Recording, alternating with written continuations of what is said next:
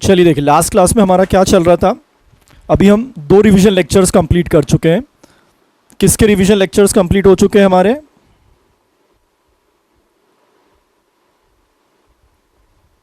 Capital gains. तो section 45 से लेकर 55A। आपको याद होगा जो हमारा पहला लेक्चर नंबर 1 था, उसमें हमने सिर्फ कौन सा सेक्शन कंप्लीट किया था? सेक्शन 54। फिर lecture number 2 54B, 54D, 54EC और 54EE। आज हम स्टार्ट कर रहे हैं लेक्चर नंबर 3। लेक्चर नंबर 3 में आज मैं स्टार्टिंग से स्टार्ट कर रहा हूं, दैट इज 45 सबसेक्शन 1। अभी मान के चलना हमें 7 to 8 लेक्चर्स लगेंगे कैपिटल गेन पूरा कंप्लीट करने में। इसमें हम कुछ बड़े क्वेश्चंस भी करेंगे और पास्ट इंस्टीट्यूट के जितने भी एग्जामिनेशन क्वेश्चंस हैं मैं वो भी कवर करा के दूंगा। क्लियर? तो ये मान के चलना 7 to 8 क्लासेस में हम पूरा क्या कंप्लीट कर लेंगे? Capital gains. डन? तो आप होप फर्स्ट और सेकंड लेक्चर्स आप रिवाइज कर लीजिएगा, क्योंकि वहां पे सबसे मेजर चेंज थे और वहां से क्वेश्चन आता ही है। अब हम स्टार्ट कर रहे हैं सेक्शन 45 सबसेक्शन 1। Section 45 subsection 1। आपको याद होगा हर हेड का जो पहला सेक्शन होता है, हर हेड का जो पहला सेक्शन होता है वो उसका क्या रहता है? Charging section. हर हेड का जो पहला सेक्शन होता है वो उसका क्या रहता है? Charging section.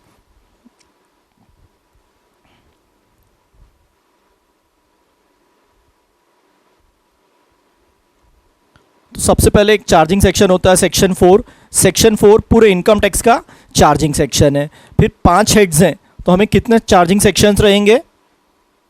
5। सबसे पहला सेक्शन 15। तो सेक्शन 15 किसका चार्जिंग सेक्शन है?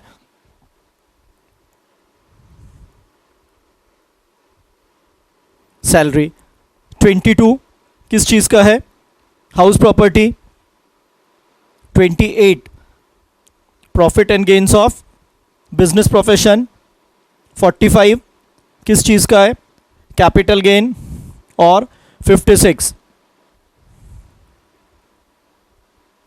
Income from other sources. Clear हुआ? तो हर हेड का पहला सेक्शन उसका क्या रहता है? Charging section. अब समझिए सेक्शन 45 में क्या दिया होगा।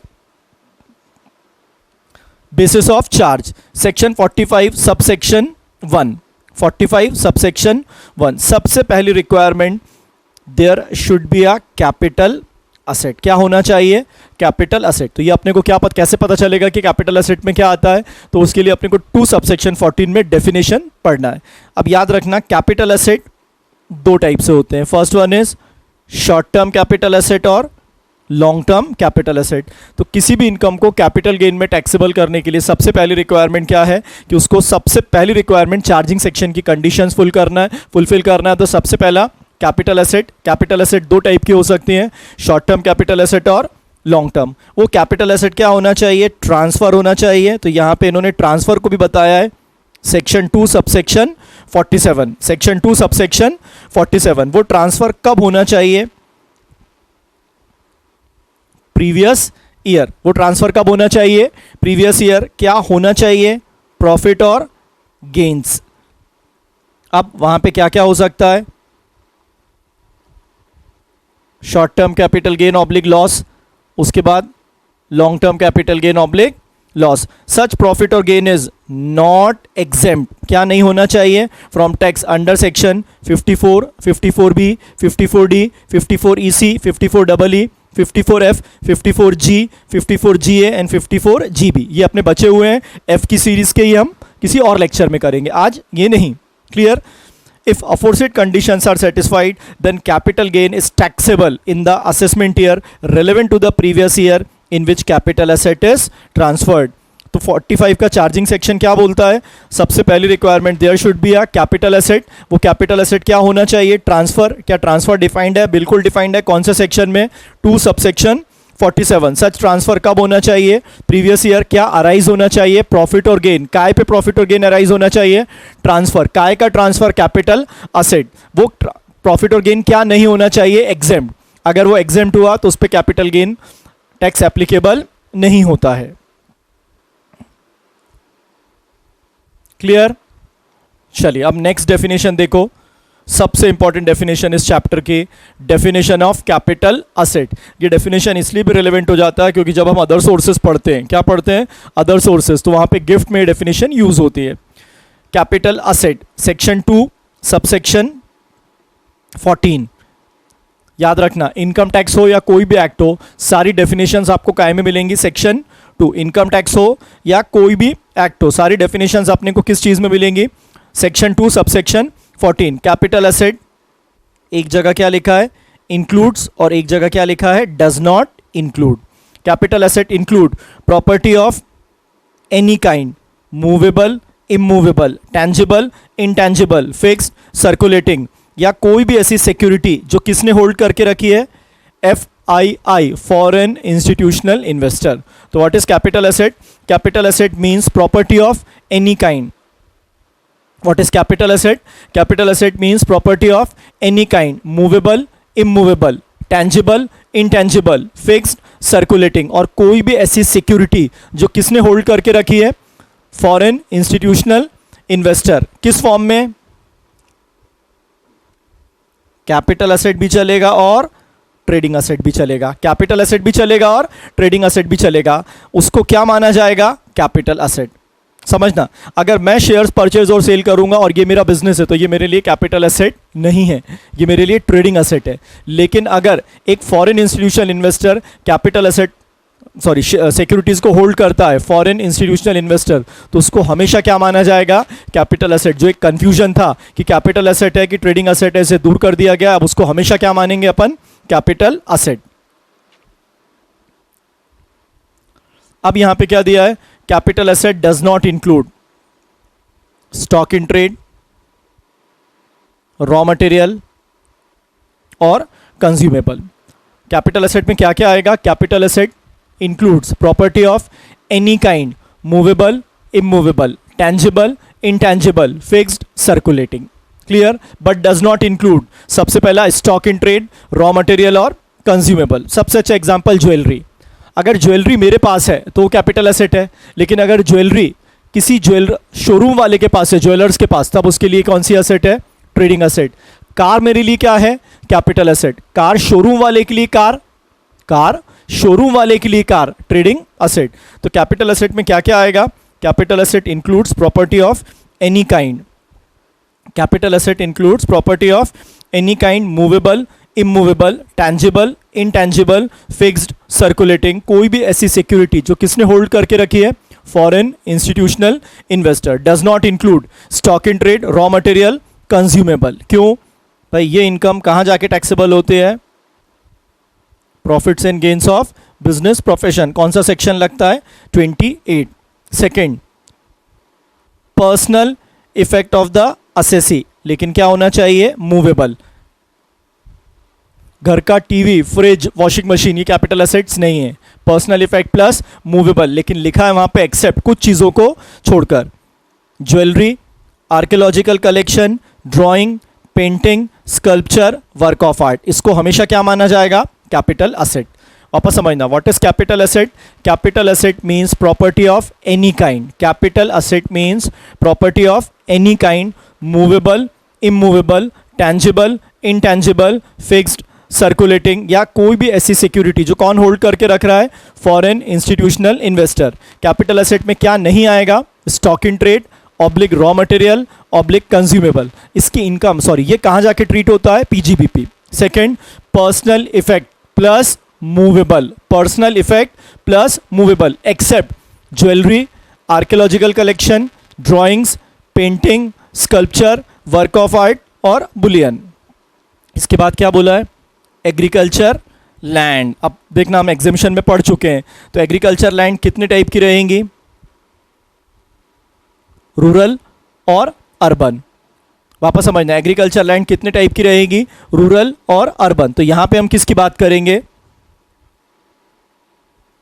Rural. Urban agriculture land is a capital asset. इसके बाद काय की बात हो रही है, gold bonds.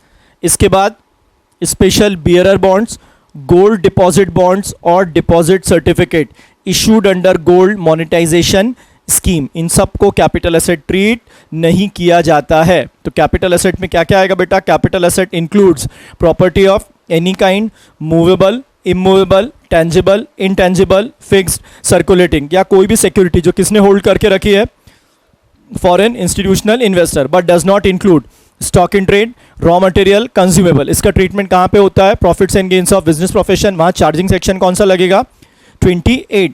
Personal effect of the assessee, लेकिन मूवेबल, लेकिन किसको छोड़ना, एक्सक्लूड करना है? Jewellery, archaeological collection, drawing, painting, sculpture, work of art. फिर एग्रीकल्चर लैंड, कौन से area? Rural area. Gold bonds, special bearer bond, gold deposit bond, और लास्ट क्या लिखा है? Deposit certificate issued under gold monetisation scheme. It includes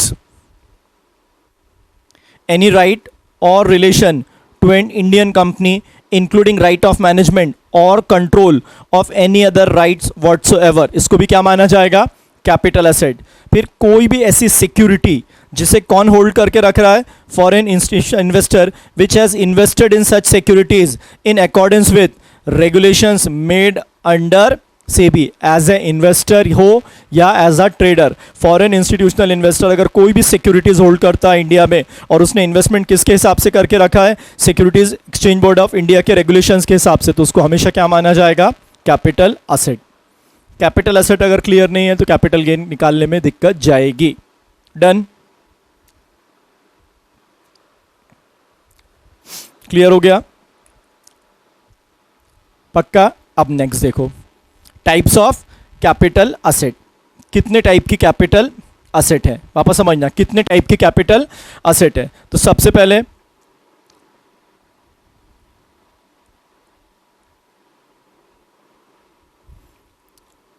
short term capital asset, और उसके बाद कौन सा होता है? Long term capital asset.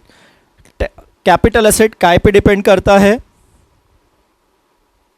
Period of holding. Period of holding, date of purchase और डेट ऑफ सेल। मैंने आज परचेज किया, 10 साल 2 साल बाद सेल किया, तो ये जो पीरियड कहलाता है, ये क्या कहलाता है? Period of holding. Type of capital asset काय पे डिपेंड करेगा? Period of holding. परचेज और सेल का जो टाइमिंग रहता है वो क्या कहलाता है? Period of holding. सबसे पहला असेट कौन सा होता है? Short term capital asset. A capital asset held by N assessee for not more than 36, 12, 24। Period of holding कितने तरह से हैं? 3, 36 month, 12 months, 24 months. Immediately preceding the date of its transfer is known as short term capital asset. कोई भी capital asset अगर आपने कितने दिन होल्ड करके रखा है? नॉट मोर देन, वापस सुनना, नॉट मोर देन 36, 12 या 24 मंथ्स, तो वो असेट क्या कहलाएगा? Short term capital asset. अभी नीचे रहने देना, नीचे आ जाओ। long term capital asset, it means a capital asset which is not a short term capital asset। एक मीनिंग ये भी हो सकता है कि जो शॉर्ट टर्म कैपिटल असेट नहीं है उसको हम क्या मानेंगे? Long term capital asset. जो शॉर्ट टर्म कैपिटल असेट नहीं है उसे हम क्या मानेंगे? Long term capital asset. In other words, if assets held by SSC for more than 36, 12, 24 months, such an asset will be treated as long term capital asset। Clear हुआ? तो पहले तो मुझे क्या मालूम होना चाहिए कि what do you mean by capital asset. तो what is capital asset? Capital asset means property of any kind, movable, immovable, tangible, intangible, fixed, circulating, securities held by FII, clear, as per regulations of SEBI. इसके बाद but does not include stock in trade, raw material, consumable. Second, personal effect plus movable, याद ऐसे रखना, except jewellery, archaeological collection, drawing, painting, sculpture, work of art, Boolean. Third क्या दिया है? Agriculture land, rural. Gold bond, special bearer bond, gold deposit bond और deposit certificate issued under gold monetisation scheme. कितने type के capital asset हैं? 2 type के capital asset है, short term capital asset और long term capital asset. What is short term capital asset? कोई भी ऐसा कैपिटल एसेट जिसका period of holding not more than 36, 12, 24, वो क्या कहलाएगा? Short term. जो शॉर्ट टर्म नहीं है या जिसका पीरियड ऑफ होल्डिंग 36, 12, 24 से ज्यादा है वो क्या कहलाएगा? Long term capital asset. Clear? When such period is taken as 24 months. भाई 24 मंथ्स में कौन कौन से असेट्स आते हैं? अनलिस्टेड शेयर्स और इमूवेबल प्रॉपर्टी। अनलिस्टेड शेयर्स और इमूवेबल प्रॉपर्टी, ये कितने दिन में? 24 मंथ्स। क्लियर? अब कुछ असेट्स ऐसे हैं जहां पे पीरियड ऑफ होल्डिंग कितना है? 12 मंथ्स। तो वो असेट्स कौन से हैं? Financial assets. वो असेट्स कौन से हैं? Financial assets. वापस समझना, वो असेट्स कौन से हैं? Financial assets. इसमें सबसे पहला इक्विटी, प्रेफरेंस और सिक्योरिटीज, लेकिन क्या होना चाहिए? लिस्टेड। अनलिस्टेड है तो 24 months. Units of UTI, zero coupon bond, quoted और unquoted. Units of equity oriented fund, quoted और अनकोटेड। पीरियड ऑफ होल्डिंग क्या रहेगा? 12 मंथ्स। अनलिस्टेड 24 मंथ्स किसके लिए रहेगा? 24 months unlisted shares plus immovable property, और इसके अलावा कोई भी असेट है तो उसका पीरियड ऑफ होल्डिंग क्या रहेगा? 36 मंथ्स। क्लियर? तो पीरियड ऑफ होल्डिंग कितने इसमें क्लासिफाई किया? 3 इसमें क्लासिफाई किया, 12 मंथ्स, 24 मंथ्स और 36 मंथ। 12 मंथ्स किसका? Financial assets. 24 में दो चीजें याद रखो, unlisted shares plus immovable property. बाकी सारे असेट्स काय में आएंगे? 36। क्लियर?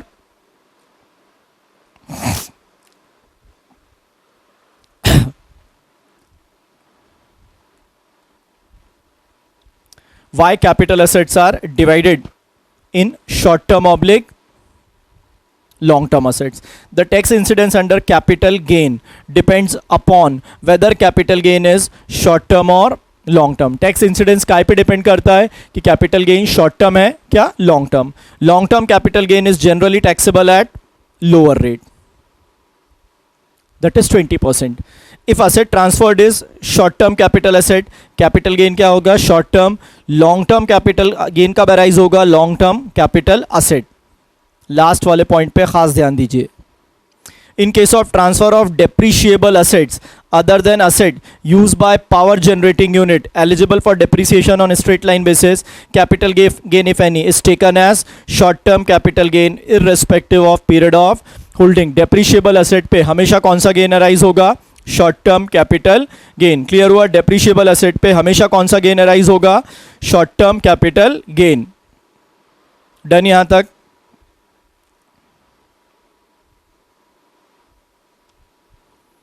चलिए बोर्ड पे क्वेश्चन देखते जाइए, ऑडिट बेसिस पे आप सॉल्व करिए। मैं सॉल्व नहीं कराऊंगा क्योंकि ये भी अगर अपने को सॉल्व करना पड़ रहा है रिवीजन में तो वो चीज़ ठीक नहीं है। ये सॉल्व करिए, आपको वापस कॉन्फिडेंस आएगा। 12 मंथ्स, 24 मंथ्स और 36 मंथ्स।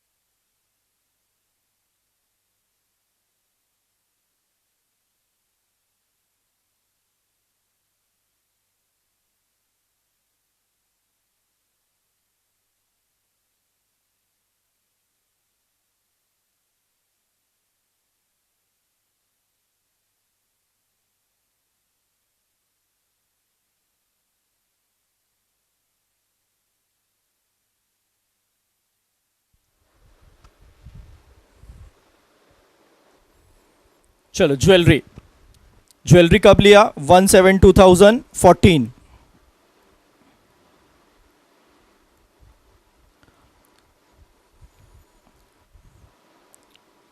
2/7/2019, मोर देन 36 मंथ, क्या हो जाएगा? Long term capital asset. Listed shares more than 12 months, listed shares में पीरियड ऑफ होल्डिंग कितना है? 12। ज्वेलरी में 36 listed shares. Shares in Y private limited more than 24 months, unlisted है। Residential house 24 months. Units of UTI 12 months, less than 12 है। देखो ये कितना हो गया? Short term capital asset. Zero coupon bond 12, drawings 36, unlisted shares 24। तो बेटा पीरियड ऑफ होल्डिंग जो रहेगा वो काय पे डिपेंड करेगा? परचेज और सेल। इसके बाद कितने पीरियड ऑफ होल्डिंग है? 3, 12, 24, 36। कितने पीरियड ऑफ होल्डिंग है? 3, 12, 24 और 36।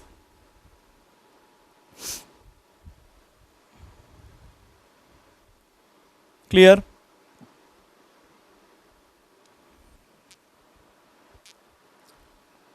नेक्स्ट देखो, state giving reasons whether the asset is a short term और लॉन्ग टर्म कैपिटल असेट। अब सबसे पहले देखो, x purchases a house property March 10, 2018 and transfer it on June 6, 2019, मतलब 14 मंथ्स हो रहा है, तो ये कौन सा कहलाएगा? Short term capital asset. अब याद रखिए, हाउस प्रॉपर्टी या इमूवेबल प्रॉपर्टी के लिए पीरियड ऑफ होल्डिंग कितना देखा जाता है? 24 मंथ्स। फिर यहाँ पे मुझे एक वर्ड दिख गया, लिस्टेड शेयर्स। लिस्टेड शेयर्स में पीरियड ऑफ होल्डिंग कितना है?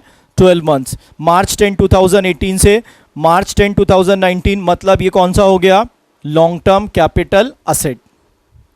आराम आराम से, बिल्कुल जल्दी नहीं है अपने को। थर्ड देखो, units of equity oriented mutual fund July 7, 2018, July 10, 2019, ये भी क्या हो गया?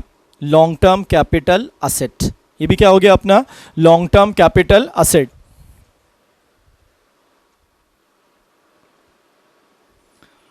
A purchases diamond on September 12, 2016, give the same to his friend B on 31st December 2017, और उसने कब बेचे? October 20, 2019। तो पीरियड ऑफ होल्डिंग 36 मंथ से ज़्यादा हो रहा है, तो ये क्या कहलाएगा? Long term capital asset. Done. अब फिफ्थ वाला देखो, अनलिस्टेड शेयर्स। अनलिस्टेड शेयर्स में मैंने क्या बताया बेटा? Period of holding 24 months. B purchases unlisted shares in a company through NSE broker. Date of purchase by broker November 20, 2017. Company transfers shares in the names of B January 5, 2018. These shares are transferred by B on December 20, 2019. मुझे इससे मतलब नहीं है कि उसके नाम से कब आए, उसने कब परचेज किए।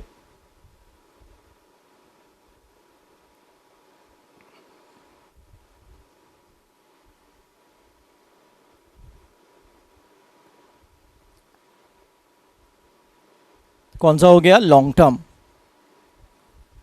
क्लियर?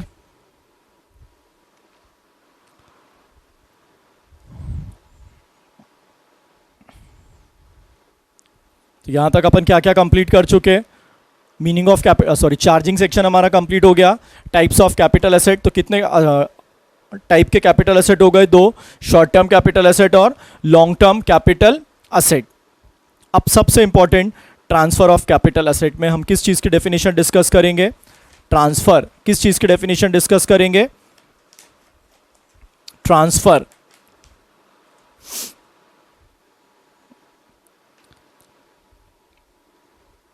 तो ट्रांसफर को डिफाइन काय में किया है? 2 सबसेक्शन 47। ट्रांसफर को डिफाइन काय में करके रखा है? 2 subsection 47। Transfer in relation to a capital asset includes, क्या क्या आएगा ट्रांसफर में? सेल, एक्सचेंज और रिलिंग्विशमेंट। ये यहाँ पे मैं डिटेल में नहीं लूँगा, क्योंकि जब मैं पर्टिकुलर सेक्शंस पढ़ाता जाऊँगा तब आपको बताते जाऊँगा कि ये सेल है, ये एक्सचेंज है, ये रिलिंग्विशमेंट है। क्लियर? तो सबसे पहले transfer includes sale, exchange, relinquishment of asset. Second, extinguishment of any right. What is transfer? As per section 2 subsection 47, transfer include sale, exchange, relinquishment, extinguishment. उसके बाद सबसे पहले ट्रांसफर में क्या आएगा, 45(1)(a) इंश्योरेंस क्लेम, फिर 45(2) conversion of capital asset into stock in trade, conversion of capital asset into stock in trade. इसके बाद ट्रांसफर ऑफ कैपिटल एसेट, कौन ट्रांसफर कर रहा है, पार्टनर, किसको, फर्म को, सेक्शन कौन सा लगेगा, 45(3). फिर कैपिटल एसेट ट्रांसफर हो रही है, फर्म किसको कर रहा है ट्रांसफर, पार्टनर को,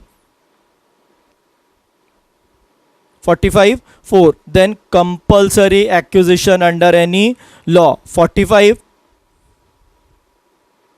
subsection 5 part performance of a contract, redemption of zero coupon bond. Clear, तो ये हमें पढ़ना है। फिर इसमें एक नया सेक्शन आया है 45 subsection 5A joint development agreement. तो ये सारे हमारे काय में कवर हो जाएंगे, जब हम नेक्स्ट रिवीजन क्लास में जाएंगे तो ये सारे टॉपिक्स वहाँ पे आते जाएंगे, इसलिए उसको वहाँ पे डिटेल में देखेंगे। तो as per section 2 subsection 47 transfer includes, तो ट्रांसफर में क्या क्या आएगा, sale, exchange, relinquishment, extinguishment, 45(1)(a), 45(2), 45(3), 45(4), 45(5) part performance of a contract, redemption of zero coupon bond और 45(5)(a) जॉइंट डेवलपमेंट एग्रीमेंट। ये सेक्शंस अगर आप अभी याद नहीं भी करते हैं तो चलेगा, क्योंकि आगे जब एक एक सेक्शंस अपन डिटेल में पढ़ते जाएंगे तो ये अपने आप याद हो जाएंगे। वापस मैं फिर से एक बार बता रहा हूँ, what is transfer, as per section 2 subsection 47 transfer includes, as per section 2 subsection 47 transfer includes sale, exchange, relinquishment, extinguishment, 45(1)(a), 45(2), 45(3), 45(4), 45(5), 45(5)(a part performance of a contract, और लास्ट क्या लिखा है, redemption of zero coupon bond, redemption of zero coupon bond. Clear, अब next देखो, अब ये तो हो गई ट्रांसफर की डेफिनेशन की ट्रांसफर में क्या क्या आएगा। फिर लॉ ने हमें ये भी बताया है कि कुछ ट्रांजैक्शंस को हम कहाँ पे इंक्लूड नहीं करेंगे, कुछ ट्रांजैक्शंस को हम कहाँ पे इंक्लूड नहीं करेंगे, ट्रांसफर में इंक्लूड नहीं करेंगे। कुछ ट्रांजैक्शंस को हम कहाँ पे इंक्लूड नहीं करेंगे, ट्रांसफर में। Certain transactions not included in transfer, तो वो दो सेक्शंस हैं 46 और 47। आज हम आराम से ये पढ़ेंगे, इसमें से क्वेश्चन मिलता ही है 46 और 47। तो 45 में क्या बताया है, चार्जिंग सेक्शन, 2 सबसेक्शन 47 में क्या बताया है, ट्रांसफर में क्या क्या आएगा। देन 46 47 में क्या दिया है, ऐसे ट्रांजैक्शंस, वापस सुनना, ऐसे ट्रांजैक्शंस जिन्हें क्या ट्रीट नहीं किया गया है, ट्रांसफर ट्रीट नहीं किया गया है, वो किस सेक्शन में दिए हुए हैं, 46/47। वो किस सेक्शन में दिए हुए हैं, 46/47।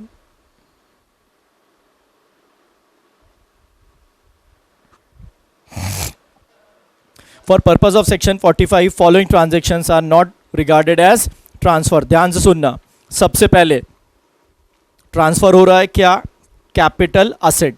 कौन ट्रांसफर कर रहा है, कंपनी। कब, eight the time of liquidation. किसको ट्रांसफर कर रही है, शेयर होल्डर। वापस सुनना, असेट किसने लिया होगा, पहले कंपनी। कंपनी ने एसेट किसको ट्रांसफर किया, शेयर होल्डर। किस टाइम ट्रांसफर किया, at the time of liquidation. Treated as transfer कि not treated as transfer, not treated as transfer. Clear यहां तक 46 और 47। लेकिन बाद में अगर शेयर होल्डर ये एसेट को ट्रांसफर करता है देन ट्रीटेड एज ट्रांसफर। तो शेयर होल्डर के लिए कॉस्ट क्या माना जाएगा, जिस कॉस्ट पे किसने लेके रखा होगा, कंपनी ने। तो ये क्या कहलाएगा, cost to the previous owner. ये क्या कहलाएगा, cost to the previous owner.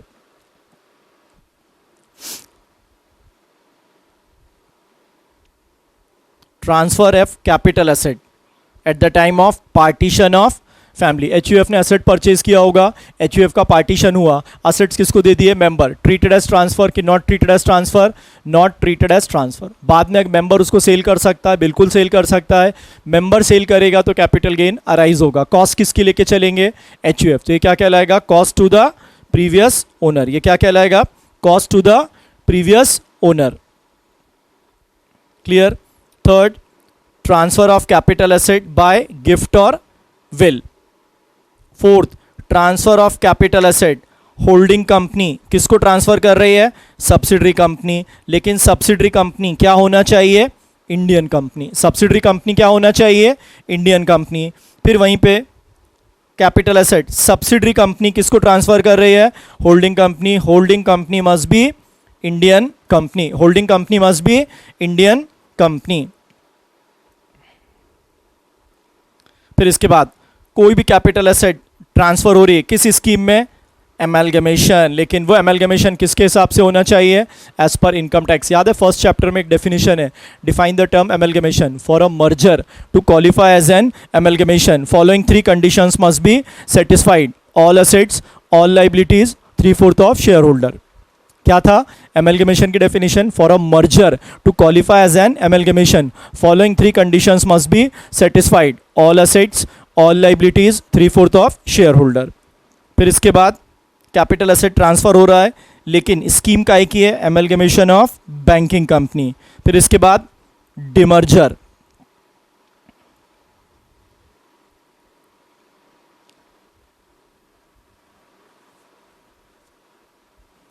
Transfer of work of art, manuscript, painting, इसको कैपिटल एसेट मानते हैं। लेकिन अगर यही पेंटिंग गवर्नमेंट यूनिवर्सिटी या नेशनल म्यूजियम को सेल करते हैं तो कैपिटल गेन में उस ट्रांसफर ट्रीट नहीं करेंगे। फिर नेक्स्ट केस है कन्वर्शन ऑफ बॉन्ड्स और डिवेंचर्स। बॉन्ड्स और डिवेंचर्स को काय में कन्वर्ट कर रहे हैं? शेयर्स में। Not treated as transfer, not treated as transfer. Next देखो 11th, transfer of capital asset. आपके पास क्या है? Capital asset. और वो कैपिटल एसेट क्या है? Share of SPV, special purpose vehicle. आपके पास क्या है? Capital asset. और कैपिटल एसेट क्या है? Share of special purpose vehicle. किसको ट्रांसफर किया? किसी बिजनेस ट्रस्ट को ट्रांसफर किया। उसके बदले में क्या मिला? Units allotted by that trust to the transferor, not treated as transfer. ध्यान देना, अपने पास क्या है?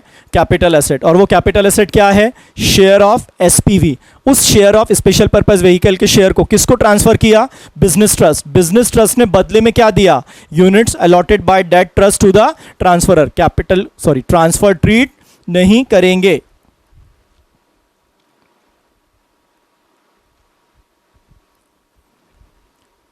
ट्वेल्थ देखो, any transfer by unit holder of a capital asset being unit or units held by him in consolidating scheme of a mutual fund in consideration of allotment to him of a capital asset being unit or units in consolidated scheme of mutual fund। आपके पास mutual fund की units थी, consolidation हुआ और आपको दूसरी units मिली, not treated as transfer.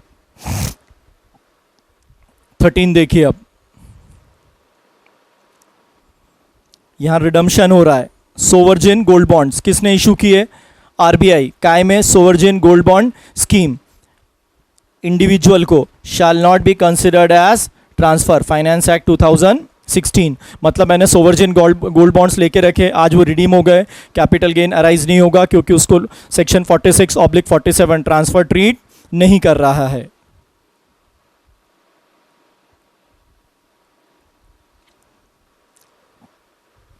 ध्यान देना, any transfer made outside India. कहाँ पे?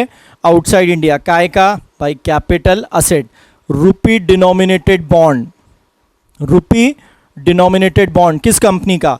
Indian company. नॉन रेसिडेंट किसको ट्रांसफर कर रहा है? किसी दूसरे नॉन रेसिडेंट को, नॉट ट्रीटेड एज ट्रांसफर। कोई भी ट्रांसफर जो कहाँ पे हो रहा है? Outside India. किस चीज़ का? Capital asset. और कैपिटल एसेट क्या होना चाहिए? रुपी डिनोमिनेटेड बॉन्ड। किस कंपनी का? इंडियन कंपनी का। कहाँ ट्रांसफर हो रहा है? Outside India. कौन कर रहा है? Non resident to another non resident, not treated as transfer. Done.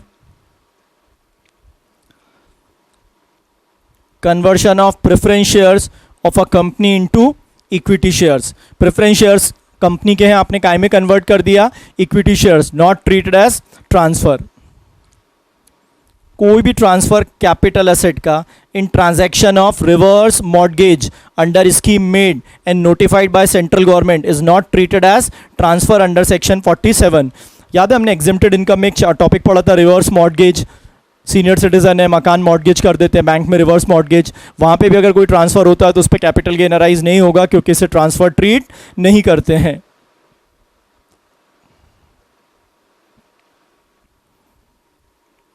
Change है छोटा सा. Any transfer of a specified capital asset being bond और GDR global deposit receipt, rupee denominated bond किसका, Indian company, derivative, such other securities as may be notified by central government. ये नया add किया है उन्होंने, पहले सिर्फ 3 थे. कोई भी बॉन्ड और global deposit receipt, rupee denominated bond, derivative, such other securities as may be notified by central government. किसने ट्रांसफर किया, नॉन रेसिडेंट. कहां पे, recognised stock exchange, located in any international financial service center and where consideration for such transaction is paid or payable in foreign currency, not treated as transfer. वापस समझना, पहले लिखा था capital asset, अब नया क्या कर दिया, स्पेसिफाइड कैपिटल एसेट. उसमें क्या क्या आ सकता है, बॉन्ड और global deposit receipt, rupee denominated bond, derivative या कोई भी ऐसी सिक्योरिटीज जो किसने नोटिफाई करके रखी है, सेंट्रल गवर्नमेंट. कौन ट्रांसफर कर रहा है, नॉन रेसिडेंट. कहाँ पे ट्रांसफर कर रहा है, रिकॉग्नाइज स्टॉक एक्सचेंज. कहाँ पे लोकेटेड होना चाहिए, international financial service centre, and जहाँ पे consideration for such transaction is paid और payable in foreign currency. Done, clear, कोई डाउट यहां तक?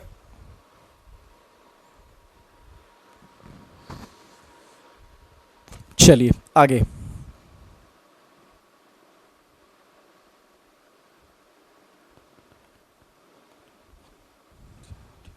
Point number 18.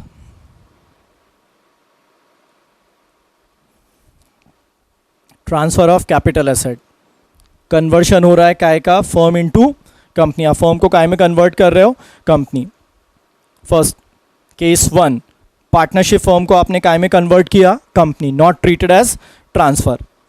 डी म्यूचुअलाइजेशन और corporatisation as approved by SEBI of a recognized stock exchange in India, as a result of which AOP BOI which owns the stock exchange is converted into company. अब एक chart बता रहा हूँ, वो chart ध्यान देना.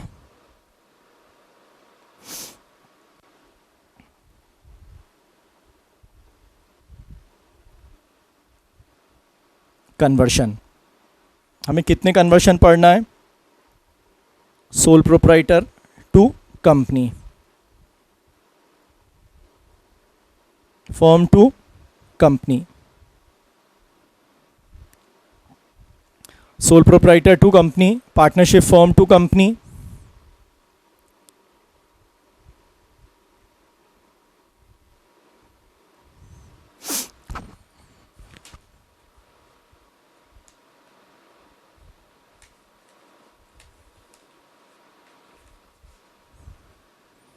Company को काय में कन्वर्ट कर रहे हैं, लिमिटेड लाइबिलिटी पार्टनरशिप. लेकिन यहां सारी कंपनीज को कवर नहीं कर रहे हैं, सिर्फ किसको, private company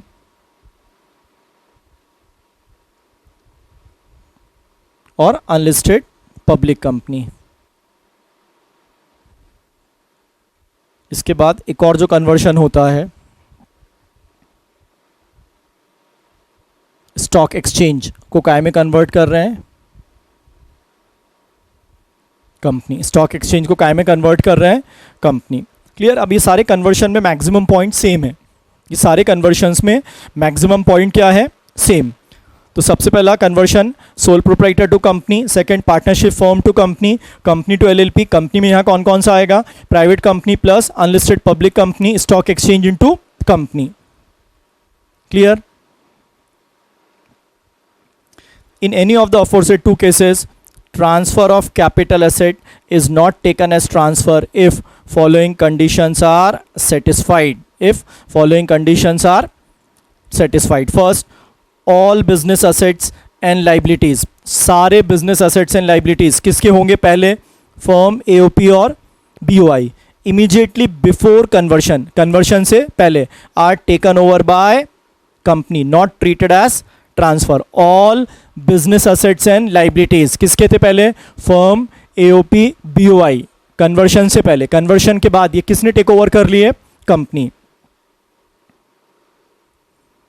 all partners of the firm immediately before conversion अब कंपनी में क्या बन गए, शेयर होल्डर. अब कंपनी में क्या बन गए, share holder. All assets all partners ही कंपनी में क्या बन गए, share holder. Partners of the firm do not receive any consideration oblique benefit directly or indirectly in any form other than by way of, उन्हें सिर्फ क्या मिलना चाहिए, शेयर्स अलॉट होना चाहिए. इक्विटी भी हो सकते हैं और प्रेफरेंस भी हो सकते हैं कंपनी के. Clear. Partners of the firm, वापस सुनना, partners of the firm become share holder in the company in same proportion in which their capital account stood in the books of firm on the date of conversion. ये याद रखना. और point number 5, the aggregate of the shareholding in company of partner of the firm is not less than 50%. किससे कम नहीं होना चाहिए, 50% of total voting power in the company. And देखो एक पॉइंट नहीं है, 2. और ये शेयर होल्डिंग कितने दिन तक कंटिन्यू होना चाहिए, for a period of 5 years from date of succession. याद रखना, एमसीक्यू आता आ सकता है. लॉक इन पीरियड कितना है लॉक इन पीरियड, 5 years. और ये फुलफिल करना मैंडेटरी. अगर फुलफिल नहीं करेंगे तो उस ट्रांजैक्शन को क्या मान लिया जाएगा, ट्रांसफर. मतलब जो ट्रांजैक्शन को ट्रांसफर ट्रीट नहीं किया था उसको क्या कर लेंगे हम, विड्रॉ. डन यहां तक.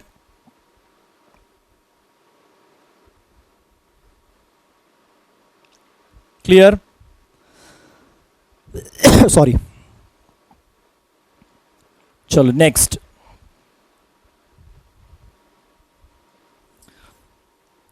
Transfer of a capital asset. Transfer of a capital asset being membership right held by member of a recognised stock exchange in India.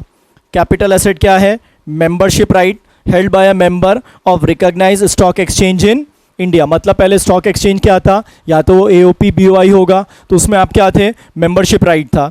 It is transferred for acquiring shares and trading clearing rights in a stock exchange in accordance with a scheme approved by SEBI for demutualization or corporatization of a stock exchange. उसको भी हम transfer treat नहीं करेंगे. अगर कोई भी stock exchange जो पहले क्या था एओपी बीओआई, उसको अब हमने काय में कन्वर्ट कर दिया कंपनी. किससे अप्रूव्ड होना चाहिए, सेबी. इसका आगे ट्रीटमेंट है.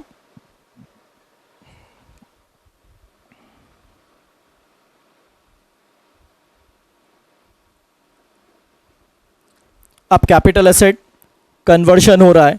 कौन कन्वर्ट कर रहा है, प्रोप्राइटरी कंसर्न को काय में कन्वर्ट कर रहे हैं, company. A sole proprietary concern is converted into company. Last से लास्ट में क्या था, फर्म को हम काय में कन्वर्ट कर रहे थे, company. All business assets and liabilities of sole proprietary concern immediately before conversion is taken over by company. Sole proprietor does not receive any consideration. सिर्फ उसे क्या अलॉट होंगे, शेयर्स. किसके, कंपनी के. Share holding of sole proprietor in the company is not less than 50%. एक point नहीं है, last.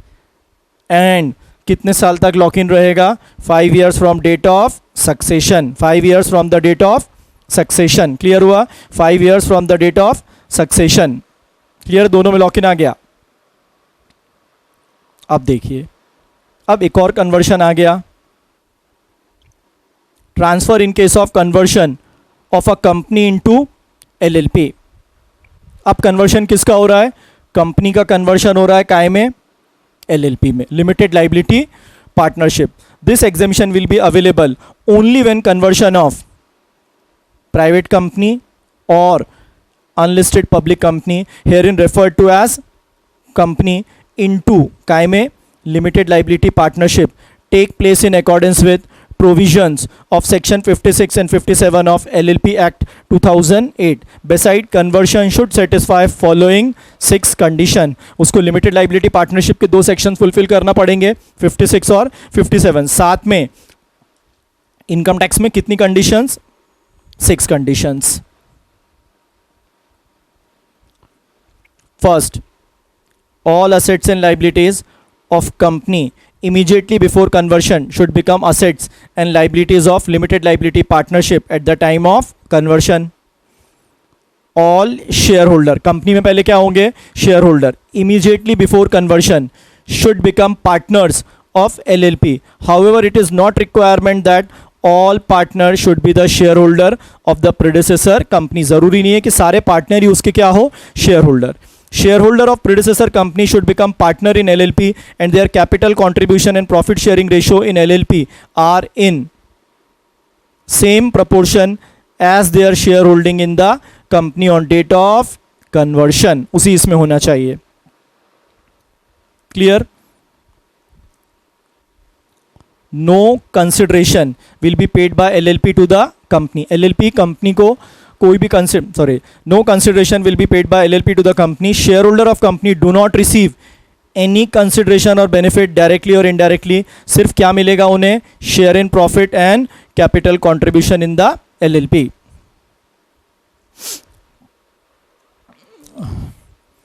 Aggregate of profit sharing ratio of shareholder of predecessor company in LLP shall not be less than, देखो हर जगह यही आ रहा है, and कितने साल तक? During the period of 5 years from the date of conversion. वापस देखो लॉक इन पीरियड है. क्लियर है? सब जगह थे. अब दो नए पॉइंट्स ध्यान देना है. टोटल सेल्स, टर्नओवर और ग्रॉस रिसिप्ट्स. क्या बोला है? टोटल सेल्स, टर्नओवर और ग्रॉस रिसिप्ट्स. क्या बोला है? टोटल सेल्स, टर्नओवर और gross receipts in the business of company in any of the 3 previous year preceding the previous year in which conversion take place. इस साल कन्वर्शन हो रहा है तो पिछले 3 साल में should not be more than 60 lakhs. आपका टर्नओवर किससे ज्यादा नहीं होना चाहिए? Not more than 60 lakhs. Word ध्यान देना. एनी लिखा है.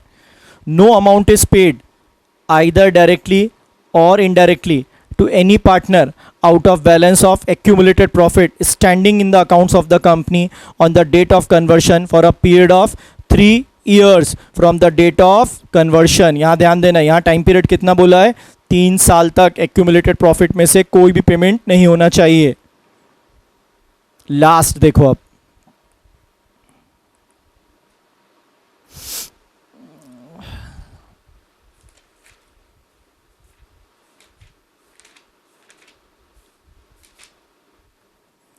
Value of total assets in the books of accounts of the company in any 3 previous year preceding the previous year in which conversion into LLP firms take place does not exceed 5 CR inserted Finance Act 2016. तो ये तीनों points बेटा ध्यान देना जिसमें MCQ आ सकता है. Clear? तो ये तो हो गया हमारा 46. अब हम डिस्कस करेंगे 47A. अब यहां पे एग्जेम्पशन क्या हो जाता है? विड्रॉ हो जाता है subject to certain conditions.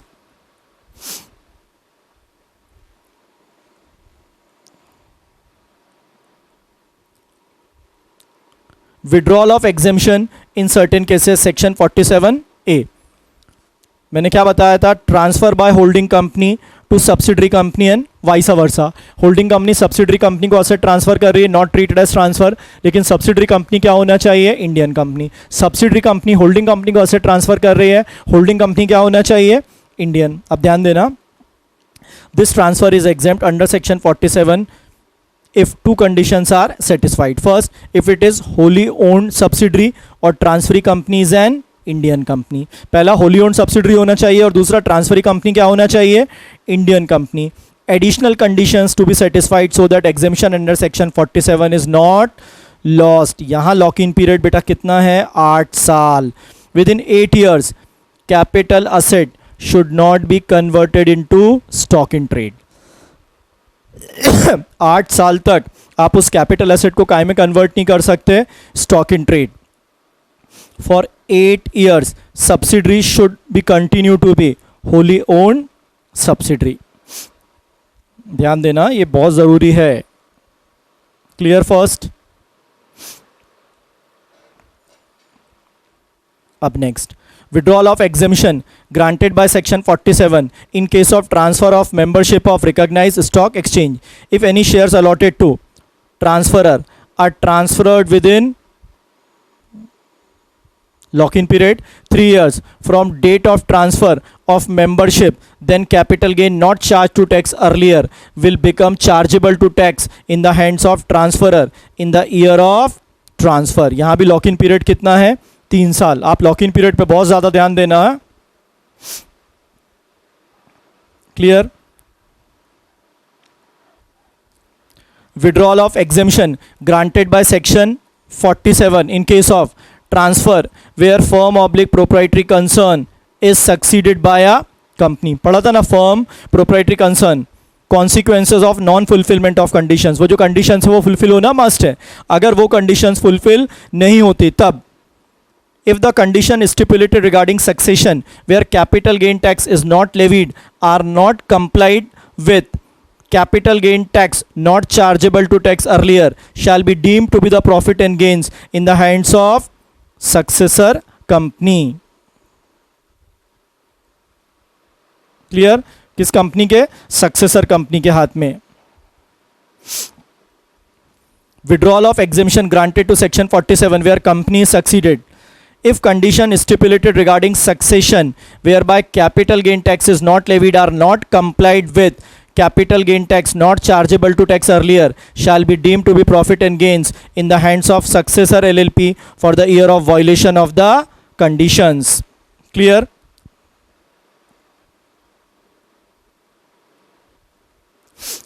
Done यहाँ तक? चलिए अब यहाँ तक आप कंप्लीट करिए. नेक्स्ट अपन मिलेंगे लेक्चर नंबर 4. तो हम वहाँ पे कैपिटल गेन कंप्यूटेशन देखेंगे. तो नेक्स्ट जो लेक्चर रहेगा वो सिर्फ हमारा कंप्यूटेशन रहेगा. उसमें हम सारे प्रोविजो कवर करेंगे जो सीएस में एमसीक्यू में बहुत ज़्यादा आते हैं. उसके बाद वाले लेक्चर में हम 45 वाला सीरीज स्टार्ट करेंगे. तो ऐसे 7 to 8 लेक्चर्स में हम पूरा अपना कैपिटल गेन कंप्लीट करेंगे डिटेल. क्लियर? चलिए बस आज इतना ही.